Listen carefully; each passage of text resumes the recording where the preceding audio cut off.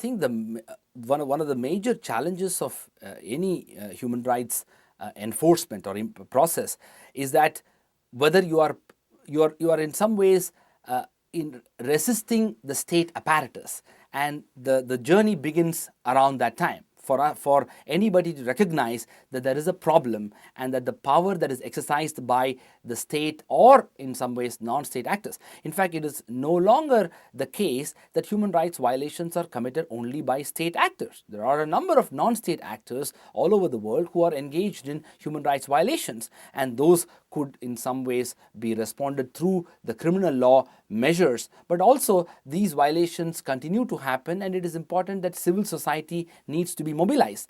Now, in societies where there is a basic rule of law framework, the legal system is the first sort of mechanism that ought to take steps. And of course, in these societies, developed societies where there is a sort of a reasonable framework for rule of law to be enforced, courts are functional, there is law is upheld, there is an enforcement machinery to ensure that the judgments given by the courts are implemented.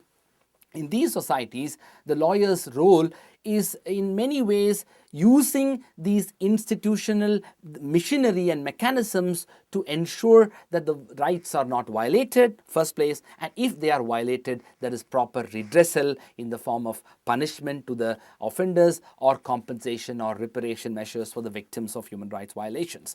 Now, the challenge becomes even more difficult in those societies where rule of law is not sufficiently protected, the courts are not sufficiently independent, the media is not independent, and they don't have the sort of power to exercise freedom in a manner that is prevailing in other societies. In those societies, the role of human rights actors is more important, and two, much more difficult.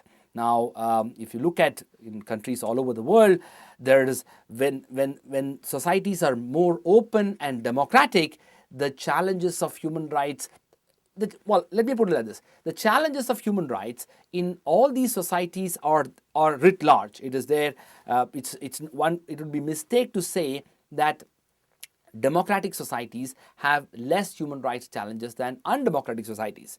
Where the difference lies is in democratic societies, there is a method and a process by which some of these challenges are actually overcome. But in undemocratic societies and authoritarian societies, it is difficult because any exposure of human rights violations, any attempt to, in some ways highlight these human rights violations becomes a threat to the government, and the government perceives, takes in many ways, in sometimes actions against these individuals. So eternal vigilance on the part of citizenry in all these societies becomes important. And of course, here I would like to highlight the role of non-governmental organizations, NGOs, both domestic as well as international. Domestic NGOs are important because they are the sort of conscience of a country within a country, highlighting issues and in some ways bringing the matters to the public domain for people to understand. International NGOs are important because sometimes the domestic NGOs are not heard within the country. And if serious issues of human rights violations happening in one country, if these domestic actors are not able to bring it to the limelight, the international NGOs can bring it to the knowledge of the international community, and later countries or if the matter is serious enough, even the United Nations can take actions against the people responsible for these human rights violations. So the role of human rights defenders becomes very critical in all these situations.